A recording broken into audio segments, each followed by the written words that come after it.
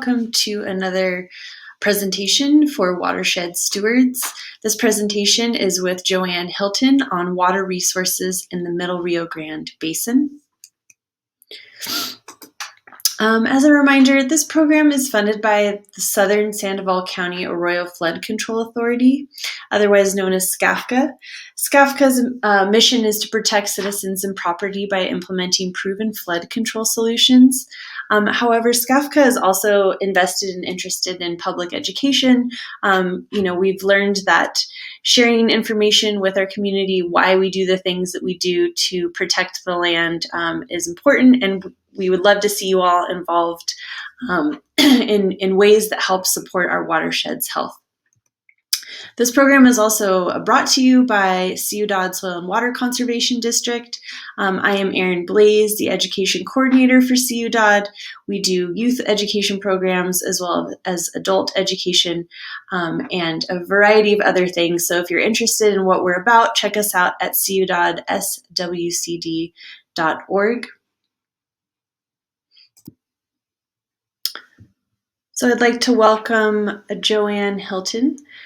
Joanne is a hydrologist that has worked throughout New Mexico, including the Middle Rio Grande region, on surface and groundwater investigations, water resources planning, water conservation, watershed restoration, and water quality projects.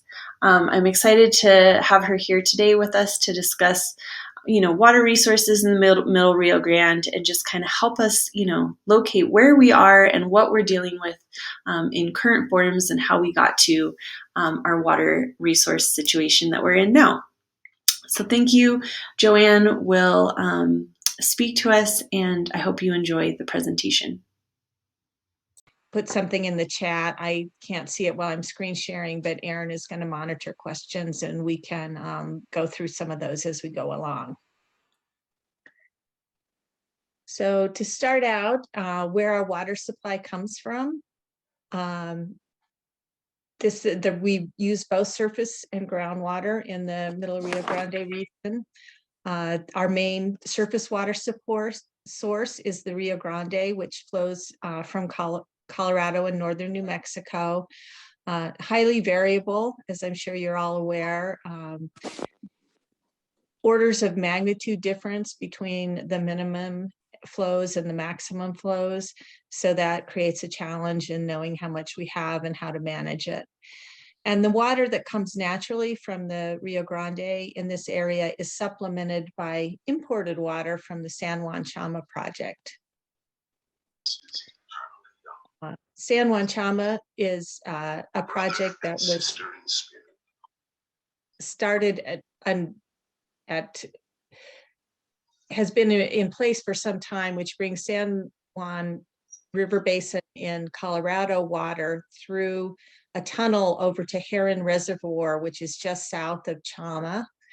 And then that water is stored there, and it has been allocated through contracts to various users, and it's used for drinking water supplies for the city of Albuquerque and the city of Santa Fe. It also provides some water to the Middle Rio Grande Conservancy District, and it has augmented our supply in this area, and is generally been a reliable addition, but it is surface water, so any surface water is vulnerable to drought, and there may be drought restrictions in the future on that supply.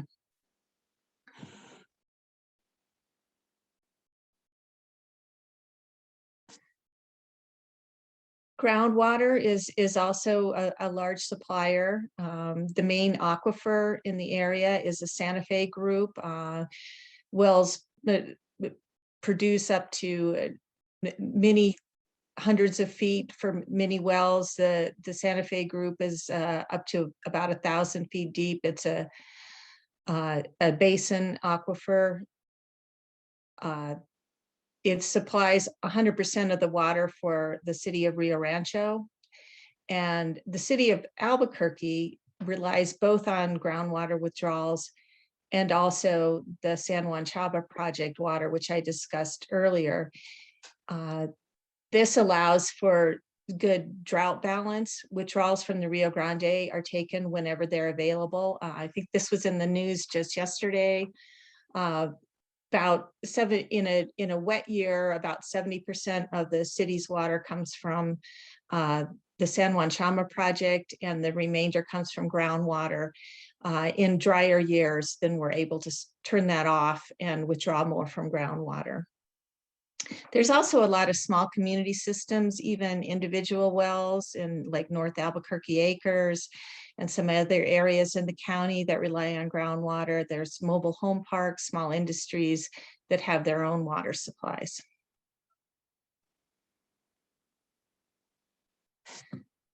So besides considering how much is physically available to the community, there are legal constraints to the water supply.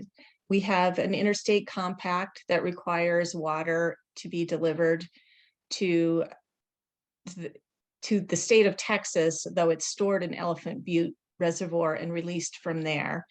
That compact is very complicated, and I'm not going to go into detail, but there are restrictions that upstream reservoirs that are more junior, that were installed later, cannot store water during very dry periods. And there are certainly requirements about how much is available to be withdrawn.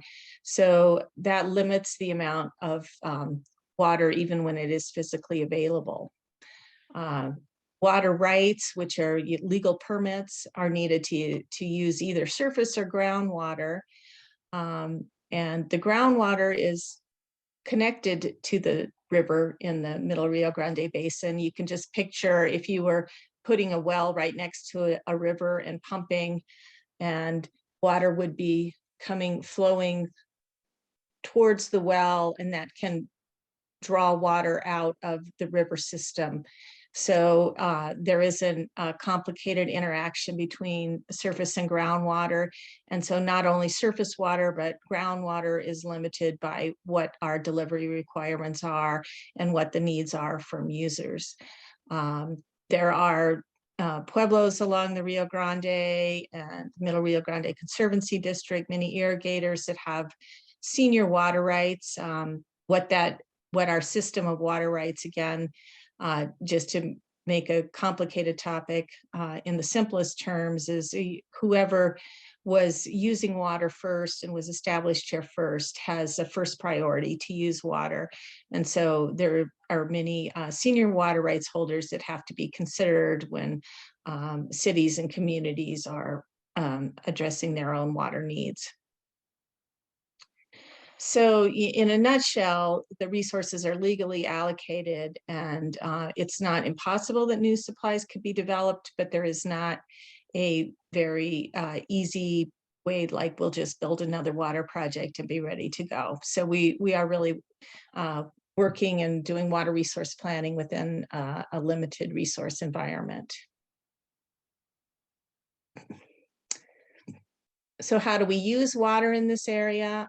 This graph is from the Middle Rio Grande Regional Water Plan, which, as I showed at the beginning, this includes Sandoval and Valencia counties, which have a lot of irrigation. So 62% of the water in this region is used for irrigation, 31% for public water supply, and then some other smaller uses. Around the state of New Mexico, generally the irrigation is even higher. In Bernalillo County, if we just looked at our area right here, Albuquerque and Rio Rancho, the irrigated agriculture would only be about a third of the use. But it's still a substantial amount of use even in our city environment.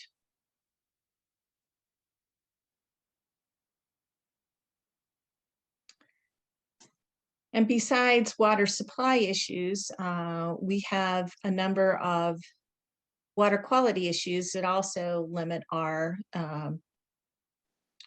ability to use all of our water resources at all times.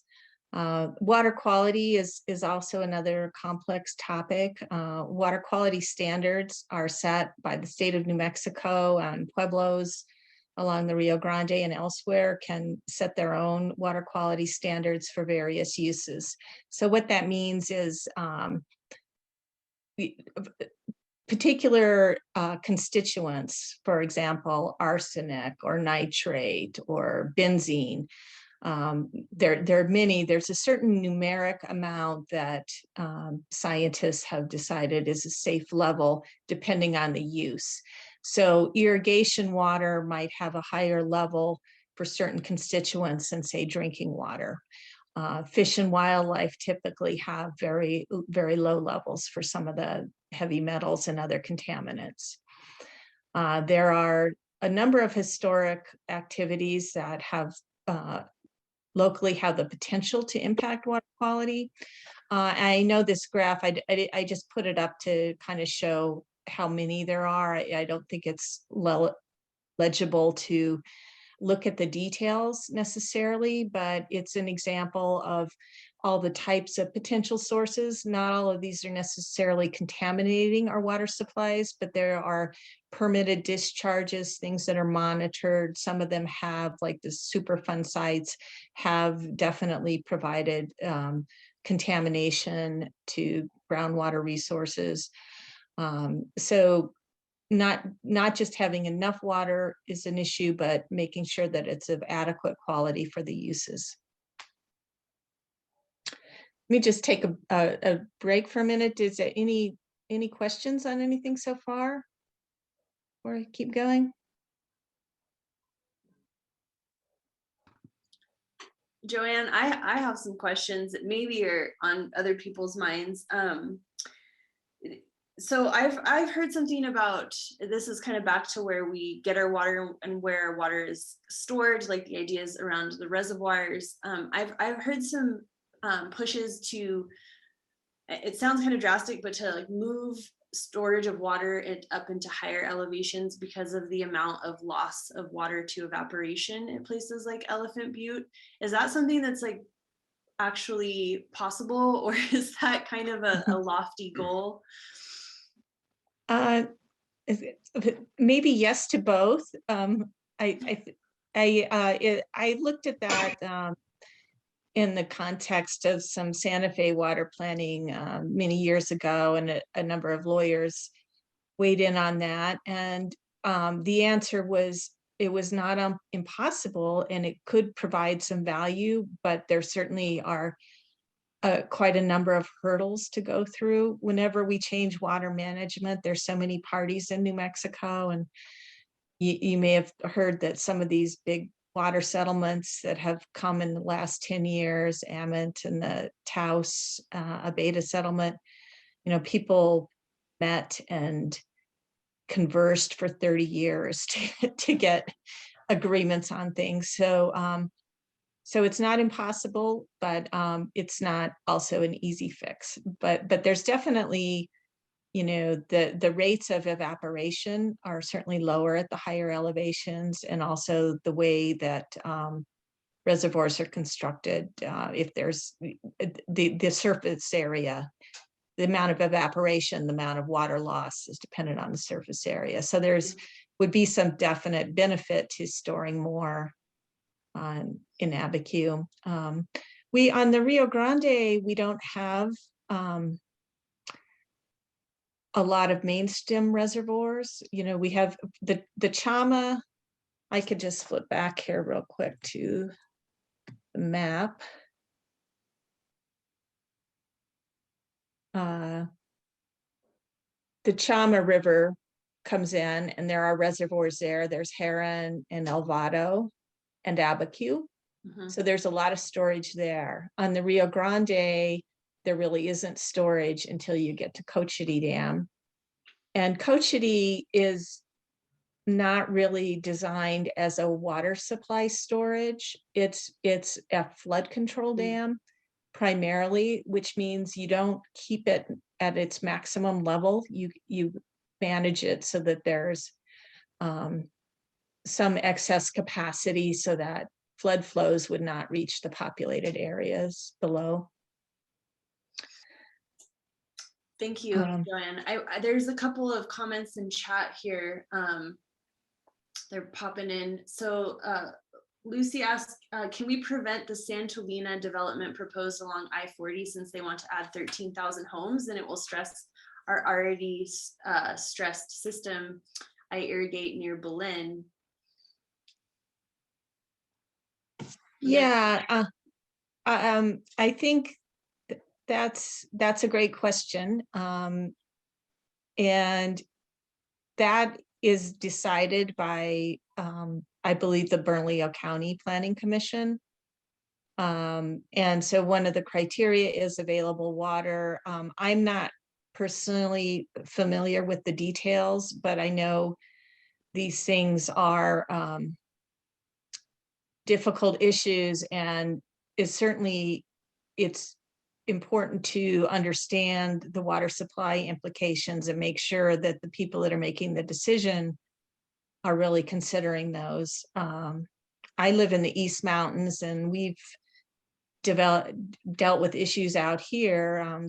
The state engineer recently closed the Sandia Basin, and it's something our closed means that no new appropriations, like there could still be new development if they use existing water supplies from somewhere else, but they can't develop and pump new water.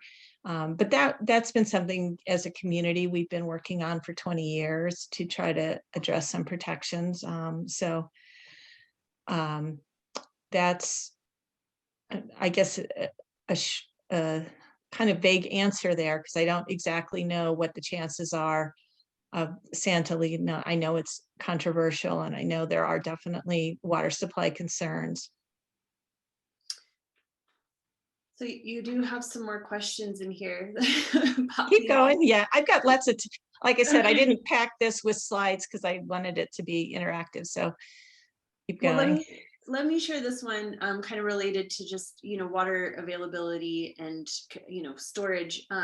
Jim says, would storing water as groundwater be preferable and possible? Isn't Albuquerque experimenting with this? Yeah, Albuquerque is experimenting with that, and that might be, something for a future talk. Just to have, I could give you a reference of somebody to speak in detail on that. But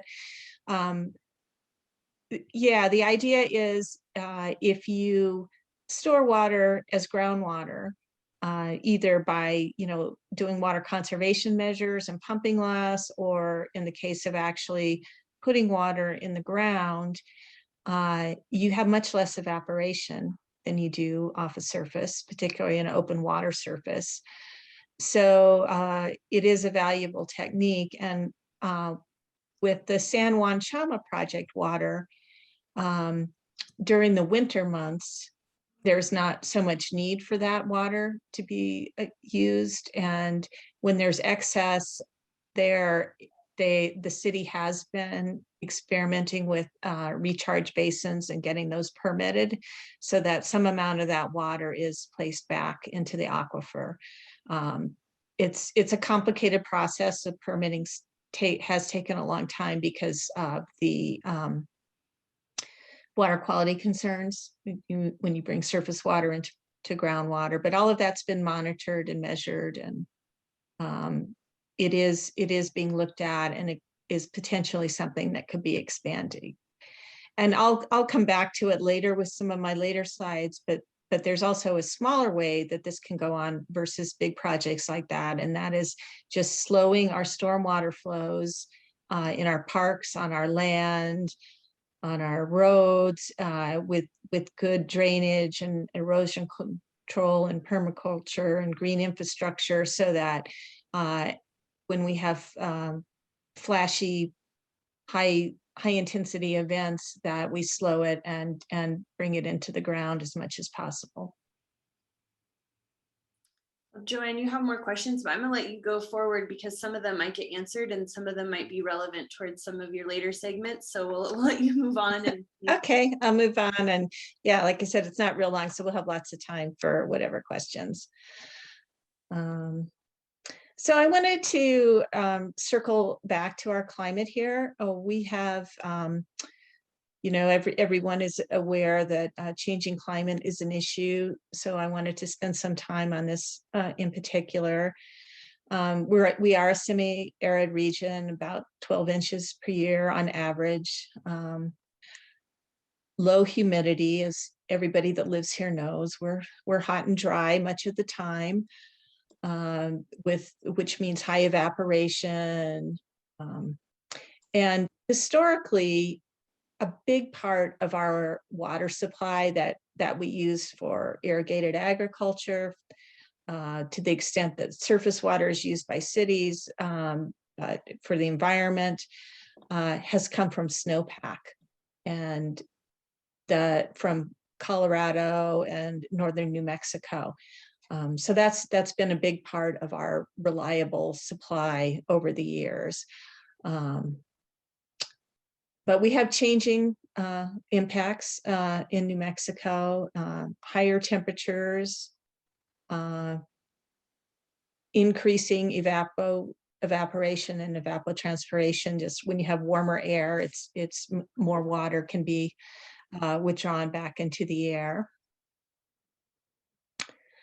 And then we have increased risk of drought with the higher temperatures, and an increased risk of high intensity forest fire. This is a map from the Tijeras Watershed just east of Albuquerque that Steve Glass, who's I believe is here, and some others have been working on to understand the water quality issues in that watershed. And the high fire risk is a big issue, as it is for much of New Mexico. And again, to the extent that the surface water supplies in Albuquerque are coming from the Rio Chama and the Rio Grande, and water is stored in reservoirs along the Chama and in Cochiti, forest fire and sediment that can come after that, and potential debris flows. We've all seen these things in California especially, but elsewhere as well in the news in the last few years. These are, very high risks to our water supply. And we have, a lot of our northern New Mexico area. These are a couple pictures from the Sandias, that lot of overgrown conditions. We have suppressed our normal fire regime, and have a lot combined with some insect issues and drought, have a lot of overgrown forests that are really vulnerable to spreading quickly in the right conditions. Other impacts of climate change in New Mexico, decreased regional snowpack, as I mentioned before. That has been a key reliable indicator of a key reliable part of our water supply. So even if we get the same amount of inches in a year, when we have less snowpack, we don't get the nice flush in the spring, where in May and June we get high flows reliably coming, that can be stored in reservoirs and used to start the irrigation season. So that's definitely a concern for water supply availability, and we have overall decreased water supply availability. And another really key climate change impact is more intense precipitation events. We've always had variability in precipitation and in runoff, but they're predicted to be more intense. Essentially, what you have when you have warmer air holds more moisture in it than cooler air does. So as temperatures are warming in the right conditions, you can hold a lot more water, and then when conditions change and there's precipitation, those events have the potential to be much larger. So this in other parts of the country, like the Southeast, you see precipitation is expected to increase as a result of warming temperatures. For that reason, here we're not exactly sure how the total precipitation will change, but definitely more intense precipitation is anticipated. And what that means, is of course more increased risk of flooding. I think that was something that was also in the news this week. Somewhere in eastern New Mexico, there was a rescue of someone crossing in an arroyo or stream and being washed away. Unfortunately, the fire department did get them out. Those stories are really more common than you think. We have a better and bigger flood control structure within the Albuquerque Rio Rancho area, but throughout many places in the state, there are still crossings that people drive across, and care is really important. Aside from that, there is a flooding risk just off roads and drainage. And I'm not prepared to talk about flood insurance today. That's not my expertise, but I would say, just for individuals, it's something, it's maybe fine print to look into your policies.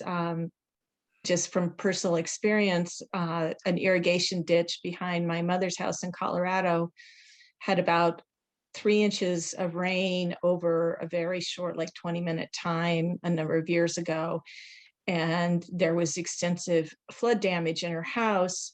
And it's an area that you wouldn't have ever thought it would flood. And because it wasn't not on the Mississippi River, not on a main drainage, it's nothing that had ever been considered to buy separate flood insurance. So it's something to consider, because it could even be just draining, a driveway that slopes down to a house, anything like that. You might want to make sure that you're prepared for addressing those potential damaging events and make sure you're insured if needed.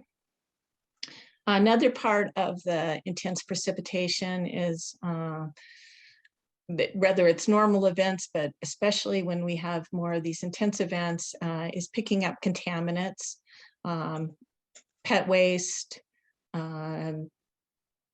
minor oil spills, or anything that's litter runs off in those stormwater events. So preparing for those is important. And the city of Albuquerque and the county and Rio Rancho all have programs to deal with stormwater.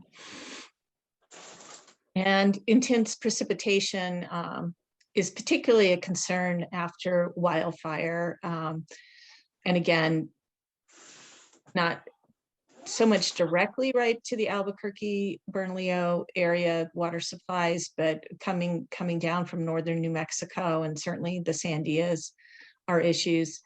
The picture there on the bottom is post-fire right above the city of Raton water supply, which is not linked to our basin, but just an example of how close these fires have reached to water supplies. And it was addressing that was a very big challenge, because the highest risk of fire is in the spring season, and then we get monsoons starting in July. So not a lot of time between a big fire and potential storm events. And we've seen that also on the news in California, some major debris flows and flooding. I'm just going to summarize here and kind of wrap up. I have like 4 slides left. Do you want to go back to questions then? You want me to just finish? There's a couple of points here made in chat that I could share before you wrap up that might relate to that. So Robert asks, is money being allocated to clean up toxins in our available waters, like Superfund sites? It is. I would say there's probably not as much money as could be allocated to make that go faster. There's a whole prioritization process for Superfund sites. One of the big issues, big sites in Albuquerque, has been historic activities at Kirtland Air Force Base and hydrocarbons from that. There is funding being allocated towards that cleanup, and certainly monitoring to make sure that there's not any impact on city wells, et cetera. So yes, there are programs to address all of these things, but they are also typically not funded to the extent it would take to really clean everything up in a timely manner. Thank you, Joanne. We've got Corralis Phenology. I don't know, that's a cool name at Blogspot. Asked, does raising groundwater levels improve area of wetlands in low-lying areas?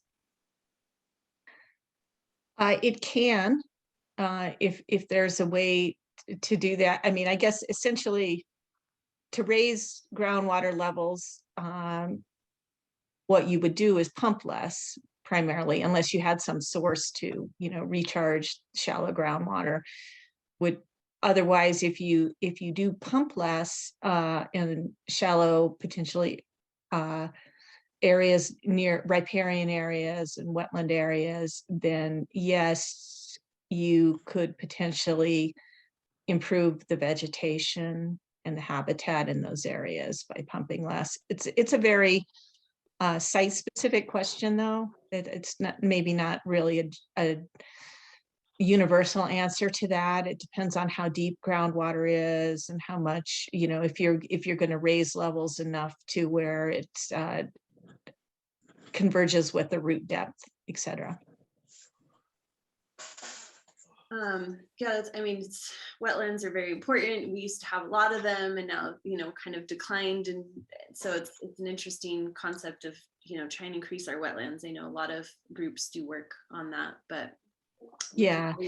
And one of them, this picture on the right here is Bosque del Apache. So it's out of this middle Rio Grande region, but same general area. They've really done a lot of work there with improving habitat and wetlands, and it's something that can be done. It's just a matter of, you're allocating water supplies between all the different uses and dealing with transfers and all of that. So the legal process is complicated to have the water, but there's certainly people that know, biologists that know a lot about establishing wetlands, and it can be done. Okay, more comments popping in here.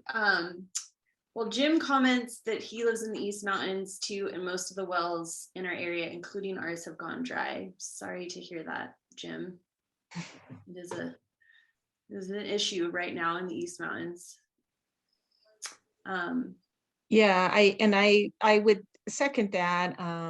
Bernalillo County has been monitoring for 20 years, which is a really good thing. If you're Jim or anybody else that's in the East Mountains, if you're not signed up on their program, that would be a good thing to do. They come approximately quarterly to monitor water levels. And that data was recently relied on by the state engineer to decide to close the Sandia Basin to new appropriations, because on average, wells were increasing. It's really complex geology out here and variable, but overall, many of the wells were decreasing. Some areas people can drill deeper, but again, the geology is complex and it is an issue. So we're getting, as the conversation is complicated, the comments are getting more complicated as well, because every issue has many factors to it. So I'm wondering if you want to continue on, and once you close out your slides, you can see some of these comments and maybe address them better than they're coming in faster than I can get them. Okay, that sounds good. I'll just finish the last few, which again here, just kind of a wrap up of, the big picture. So we have, a lot of agricultural use in the state and along the Rio Grande, major public water supplies in Albuquerque, commercial uses. We have needs for the environment, for wetlands, for wildlife, for fisheries in some parts of the state. So competing water uses, diminishing supply, at least in some years. The climate change impacts do not necessarily mean we're going to be in drought 100% of the time, but overall we're anticipating diminishing diminishing supply, and particularly the diminishing snowpack that I talked about. That's really key to providing some reliable supply in the state. Where we do have groundwater, it provides a drought buffer. But a lot of these groundwater resources have developed over hundreds, thousands of years, and we're pumping them faster than they're sustainably being recharged, and that results in water levels declining in some areas. So the groundwater is not necessarily a 100% buffer, and as Jim mentioned, there are certain areas where we're already reaching the limits of those supplies, or at least in individual wells for those supplies. The city of Albuquerque groundwater levels have improved. The San Juan Chama project water, again, the way that project is managed is when water is available from the San Juan Chama project, it is used to the extent possible. About 70% in a good year of the supply of Albuquerque is from that project. So that has allowed our steadily declining groundwater levels in Albuquerque wells to begin to see some improvement. But not everybody has that availability to switch from surface to groundwater. And again, besides the physical limitations on the water supply, we have legal constraints for new supplies, the wildfire risk, increasing precipitation, requires planning, and then the water quality issues. So just to kind of end here, I had some thoughts about what individuals can do in regard to these things, working in your own communities, in your own yards to improve the stormwater retention, using permaculture, implementing water conservation measures. As we all contribute to that, there's a net effect over these large population areas and the amount of water required.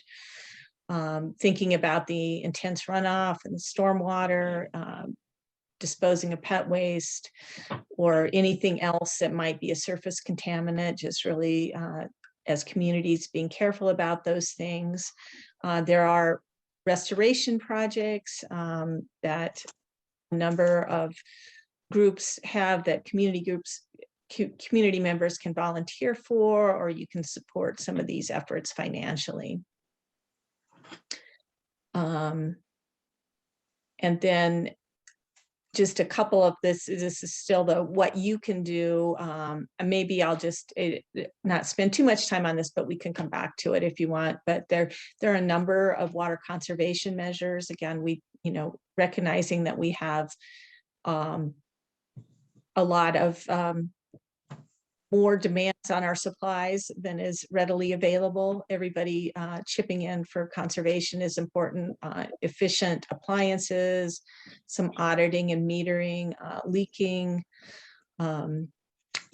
Gray water systems are, taking certain water, and there are regulations for these, but allowing that to be used for outdoor watering.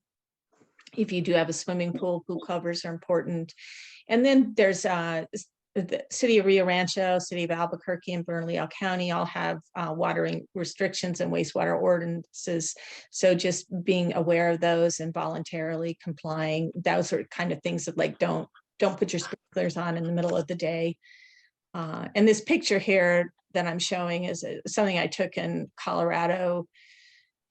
It was the 6th day of historic flooding, to the extent that, major infrastructure damage, loss of life, 6 days of just huge precipitation events, and the automatic sprinklers were on at this place I happened to be. So anyway, contributing to these water conservation efforts are really important.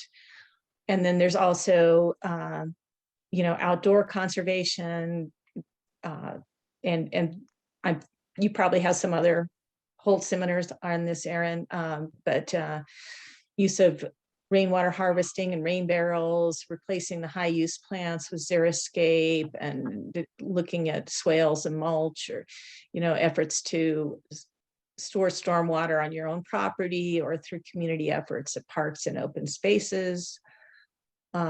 Just an example here from the project that Steve's managing in the Tijeras Creek Watershed, where Dodd and other partner groups have been working for years to improve the drainage and the runoff and the water retention. So those kind of projects are a big help. And I will stop here. This is a picture of one of my favorite springs in the Sandias. And even though it's like one of the more reliable water sources you can visit, you can see how small it is. So, all right. So that, Joanne? Where is this? Is it secret? Now it's Cañoncito Spring. It's kind of a secret unintentionally. It took me a long time last year to find it. There used to be a Forest Service trail that goes right to it, but they moved the trail, and so it is a little challenge. But anybody wants to know, I'll be happy to provide details. You can contact me. Thank you, Joanne. So I'm gonna respond to a couple of comments that came in, and if you want to stop screen sharing so you can read some of the other questions that we haven't addressed yet. There's a couple of comments around, are we able to capture rainwater basically on our land, knowing that like in places in Colorado, there's restrictions around rainwater harvesting. So Dodd, in partnership with Bernalillo County and a variety of other partners, we are offering a free workshop coming up in June that is specifically teaching homeowners about passive rainwater harvesting. So not capturing it in a barrel or a basin for use later, but how to capture it on your landscape, and also to support like native vegetation and habitat and pollinators. So I'm going to pop into chat here the registration link, which also gives information about the workshop. It's basically a webinar series with experts in the field. Joanne just had a picture up when she was showing the Tijeras Creek remediation project. Jim Brooks, who really, I think, spearheaded that project, as far as I understand, will be one of our experts on this. So you'll get to interact with experts to learn a little bit more about how to do this on your own landscape. And then we also have a date where you can visit our on-site installation at the Gutierrez Hubble House, where we have kind of an example of passive rainwater harvesting.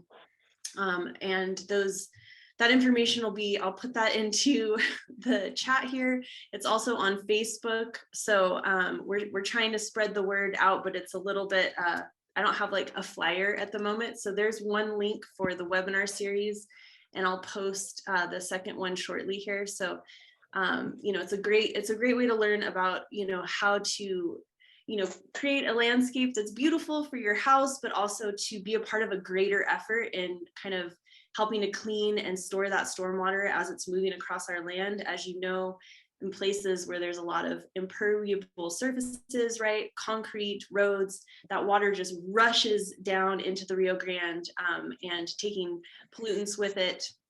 So you can be a part of a greater effort, but also do some actual maintenance on your own landscape to kind of help it be native and beautiful. And then also I will share, Nate has posted information about the backyard habitat. We are going to have one of your people, Laurel, is going to present for us in June for this program to speak about backyard wildlife refuge efforts. So there's a lot of information to learn about that as well. So I'll turn it back over to you, Joanne, and I'll post the second registration link for the on-site visit at Gutierrez Hubble House to learn about passive rainwater harvesting here. Okay, so thanks. So to answer, I guess, or add to what Erin said about the question she brought up, which is, can you do rainwater harvesting? Yes, in New Mexico, we can. We don't have the same restrictions Colorado has. There are limits to the amount, and there are some jurisdictional areas. So it sounds like your workshop's going to cover, what can be done, but we do allow them to. We do allow rainwater harvesting here, and in fact, yeah, I think like Santa Fe even requires it on new development, that it has to be part of roof water harvesting, has to be part of any new structure that goes in. There, to the big limit on like projects that would be maybe more community projects, unless it's an individual large ranch or landowner, or if you build a stormwater retention dam, if it's just a slow flow, precipitation event flow, and let it soak in, if the water's not going to be stored more than 72 hours, it's allowable. And if it's a longer, like if it gets to the point that it's a long-term storage, then there's permitting and water rights requirements and complications. Okay, I don't know if anybody how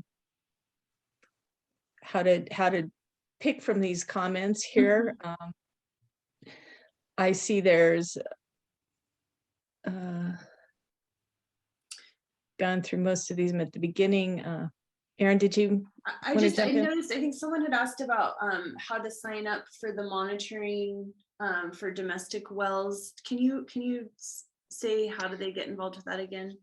Yeah, I mean, if anybody doesn't find it, I guess contact Erin, and she can forward to me, and I'll get you the information. But essentially, if you Google Bernalillo County groundwater monitoring, there is a specific, you can't just email them and tell them. You have to fill out a specific form. They want to know what your well permit number is and locations. Chandra just posted something in chat that may be the link that we're the link. Okay, yeah, and it's easy to find. I don't have it up in front of me, but yeah, that's great. Thanks, Chandra. And if anybody needs help finding it after this, just let me know and I can get it to you. But it is all on the Bernalillo County website.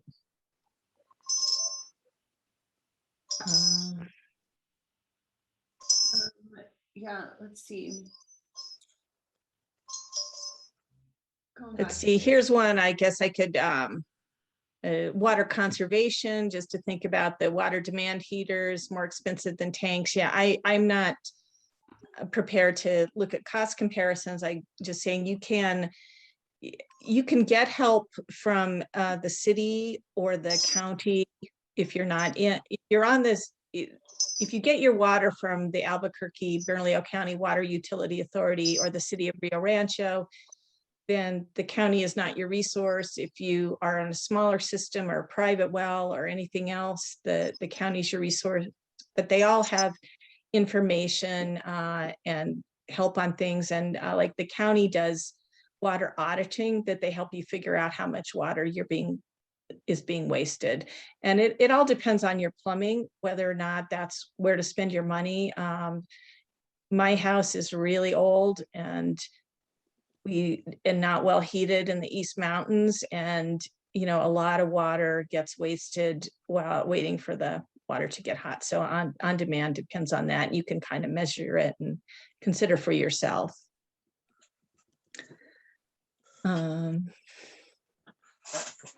Just switch. So I see a comment here by Jim as well about monitoring Las Huertas Creek. Jim, are you comfortable unmuting? I'm curious just to hear a little bit about what you're doing with students. And it says, you say here that over the past 25 years of monitoring, the stream flow has decreased by around 50%. Do you want to share with us? Yeah, I work at a school in Albuquerque, and our 7th grade curriculum, which is what I teach, is based on watershed monitoring. And Los Suertes is one of the sites that we monitor. And we've been doing it again for 25 years. And, you know, granted, it's data collected by 7th graders. So, you know, we got to be a little bit cautious, but, you know, we look at, like, for instance, the standard for trout is 2 cubic feet per second. And for the last several years, the average stream flow in Los Suertes Creek has not met that standard. We were up there, you know, we should be in spring runoff. We were up there last week and it's running at less than 1 cubic foot per second right now. So the decrease in snowfall over the last 2 decades has just really taken a toll. And as far as we know, there's no trout and no way to support trout in that stream any longer. Yeah, thanks, Jim. That's a good point. And I think your 7th graders are accurate, even though they're 7th graders. That Placitas area, you know, there's a couple of things. There's a declining snowpack. There's warming temperatures overall that increase the evapotranspiration off the streams. And then there's also the surface water groundwater interaction that I talked about. And Placitas has developed with domestic wells primarily. So when large new public water supply wells go in, there's an evaluation about what the impact on streams and rivers would be, but not so much, or not at all, if it's a domestic well. And, you know, people had tried for years and years and years to pass legislation to address that issue, but were never successful. So that's an additional stressor in that area. For people that are interested, I'm not sure what could be done specifically for Los Suertes, but overall in the state, Trout Unlimited is working a lot on these issues, and they're a good nonprofit to connect with and support if you're interested.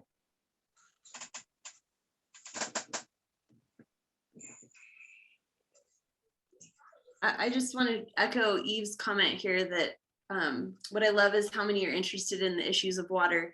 This has been such a fantastic, engaged audience this week. And I mean, it just goes to show that, you know, water is obviously a very complex topic, but we all, I think as desert people, dwellers in New Mexico can relate to it. We're aware, hopefully. And, you know, I think that part of the idea behind watershed stewardship is finding, you know, accessible ways for people to be involved in this. It doesn't have to, you know, you could work at policy levels and try to advocate to your city councilors or, you know, the state legislation to make changes, but you can also do things, you know, I think in your own backyard to help kind of offset and mitigate some of these issues that we're having. So I'm learning more about how to kind of get people access to that information and better understand how we at CU Dodd Soil and Water Conservation District can support, you know, private citizens on water conservation and stormwater, you know, management in an urbanized area for the most part, although we do have some more rural areas as well. But I've learned a lot. So thank you for everyone's contributions. We have a couple more minutes. I don't know if Joanne, you want to answer any more or respond to any more comments here. I see there was a couple of comments that Colorado removed some of their rainwater restrictions. So thanks for those. I wasn't up on those, and I'm sure that's all, you know, easy. Colorado has good websites if people are interested there. Question about, is Carlito Springs and Valle del Oro open? I know Carlito, I believe, is still in a restoration phase. I think it's 2022 that is supposed to open again. And I'm not sure about Valle del Oro. Thanks for the link for Bernalillo County. That looks correct. So those of you that want to participate can sign up for that program.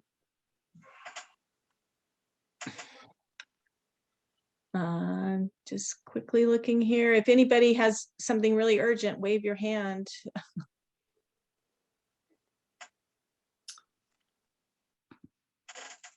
Sure. Ooh, that's a, did you see Robert's comment here? Should our high desert be considered as an agricultural state, or should the water be prioritized to residents? Tricky Yeah, one. I mean, that's a really good question, and of course, very political.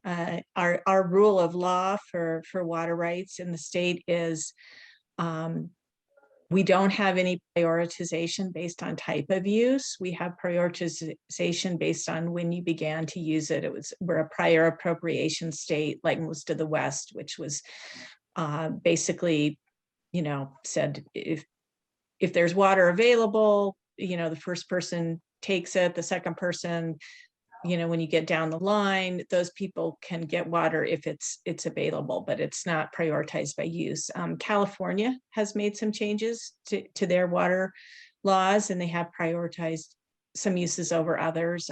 We have not gone there, and it would be, I'm sure, very politically controversial, but it's something to think about. People have also done, our cities are doing that voluntarily by purchasing irrigation water rights as well. Lucy's hand is up. Lucy, did you have a comment for your question?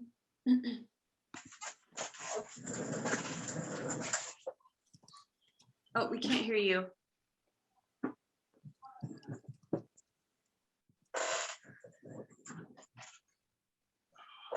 No. No. Go, you could type it into chat if you're able to. I don't know why we can't hear you.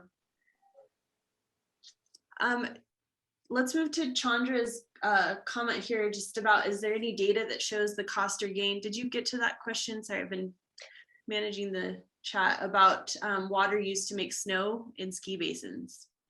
That's also a good question. I haven't seen a specific analysis of that. Obviously, there's some evaporative losses when you do that. I think the idea that Chandra's getting at is you kind of get dual use. You pump the water, or you have a surface water support source supplying water, you make snow, and then when the snow melts and soaks into the ground, that water can be reused for another purpose. So, but you do have potential losses just to evaporation as part of it. And I have not seen those calculations done where there's specific data. Doesn't mean somebody hasn't done it, but I haven't really looked for them. In Colorado, again, which has more snow and more skiing, I know there has been some efforts that have gone into looking at cloud seeding and getting additional snowpack out of prolonging winter storms. And there's been some data collected, but I'm not familiar with the details of specific net benefits.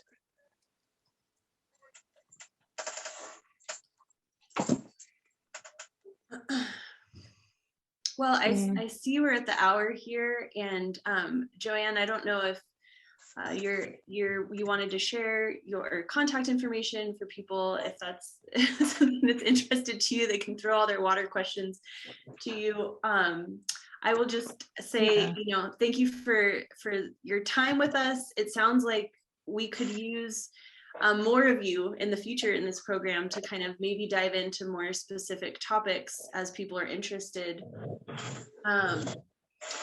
I will say this too, next week, and Lucy, I saw your question about planting trees. We're going to have Kelly White from Tree New Mexico with us next week at 10 a.m. To talk specifically about trees and how we can, increase our tree canopy, what we can do as citizens, and also look at kind of the larger tree, complexities and issues that we face in the Middle Rio Grande. So I hope you join us then. I see Joanne popped your email in chat. Thank you for that, Joanne. Yeah, and feel free if you had a question that I didn't get to. I was going through and seeing which ones we'd gotten to, but I didn't get to everything. So feel free to let me know. Wonderful. Well, thank you so much, Joanne, and thank you to everyone who came this week. It was a pleasure having you all, and hopefully we see you again next week. And then in the month of June, I will share, I haven't announced it, but on our website at cudodd.org, we'll have more information about talks in June.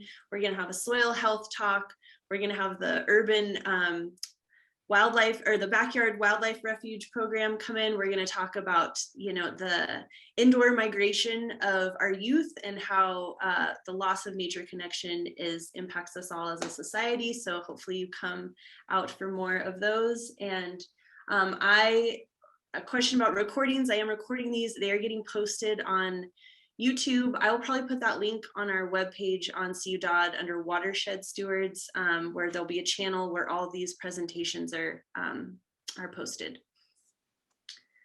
All right, well, thank you, everyone. Thanks, Erin. Thanks, Joanne. Have a great day.